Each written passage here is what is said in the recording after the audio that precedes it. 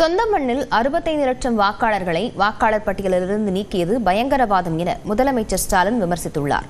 பீகாரில் நடைபெற்ற பேரணியில் பங்கேற்று மக்களவை எதிர்க்கட்சித் தலைவர் ராகுல் காந்தி முதல்வர் ஸ்டாலின் பேசியது குறித்து இந்த தொகுப்பில் பார்க்கலாம்.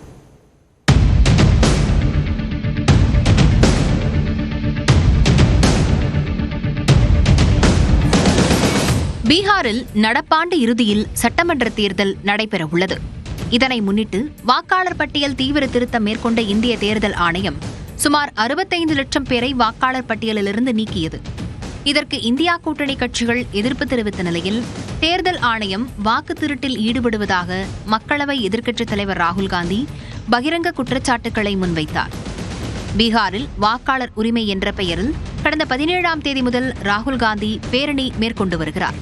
இப்பேரணிக்கு ஆதரவு தெரிவித்து முதலமைச்சர் ஸ்டாலின், திமுக எம்பி கனிமொழி ஆகியோர் பீகாரின் முசாஃபர்பூர் சென்றனர்.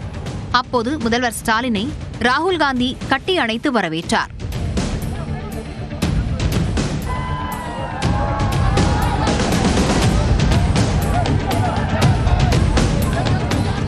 பின்னர் ராகுல் காந்தி, பிரியங்கா காந்தி, தேஜஸ்வி யாதவ் உள்ளிட்ட தலைவர்களுடன் முதலமைச்சர் மு.க.ஸ்டாலின் திறந்தவெளி வாகனத்தில் பேரணி சென்றார்.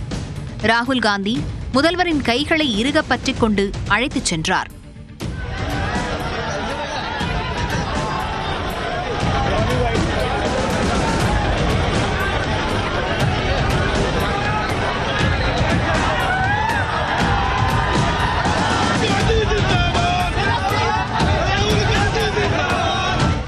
பேரணி நிறைவடைந்த இடத்தில் பொதுக்கூட்டத்திற்கு ஏற்பாடு செய்யப்பட்டிருந்தது. இதில் பங்கேற்ற முதல்வர் ஸ்டாலின் ஆர்ஜேடி தலைவர் தேஜஸ்வி யாதவிற்கு புத்தகம் வழங்கி பொன்னாடை போர்த்தி வாழ்த்தினார்.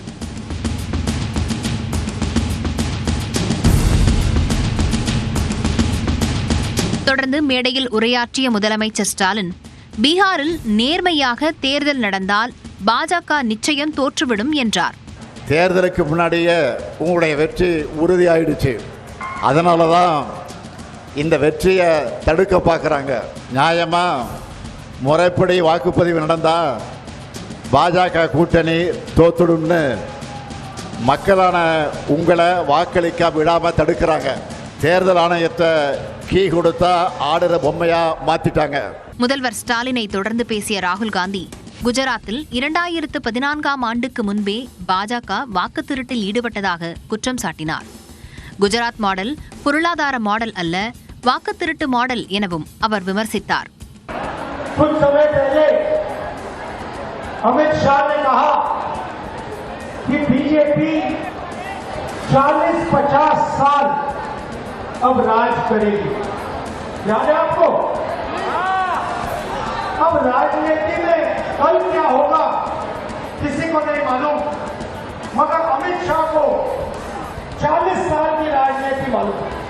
कैसे? பிரதமர் நரேந்திர மோடி வாக்கு திருட்டில் ஈடுபட்டு தேர்தல்களில் வெற்றி பெறுவதை தன்னால் உறுதிபட கூற முடியும் எனவும் ராகுல் காந்தி தெரிவித்தார்.